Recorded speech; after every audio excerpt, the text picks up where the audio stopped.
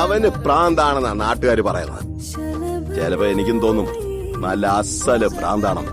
അവന്റെ ഉള്ളിൽ എന്തോ ഒരു പ്ലാൻ ഉണ്ട്. അല്ലെങ്കിൽ ഈ ഇട്ടാവട്ടത്തിൽ കിടന്ന് ഇങ്ങനെ ഒരു കാറ്റ് ആൻഡ് മൗസ് കളിയുടെ ആവശ്യമുണ്ടോ? കുഞ്ഞപ്പൻ ചേട്ടൻ പറയും അയാൾ ഓരോരുത്തരുടെയും ജീവിതത്തിലേക്ക് കടന്നു ചെല്ലുന്നത് അപ്രതീക്ഷിതമായിട്ടാണെന്ന്. അപ്പോ ആത്മാർത്ഥമായി നമ്മൾ ഒരാളെ കാത്തിരുന്ന എന്നായാലും അയാൾ ഇങ്ങ് എത്തും അല്ലേ? പിന്നല്ലാതെ എവിടെ പോവാൻ.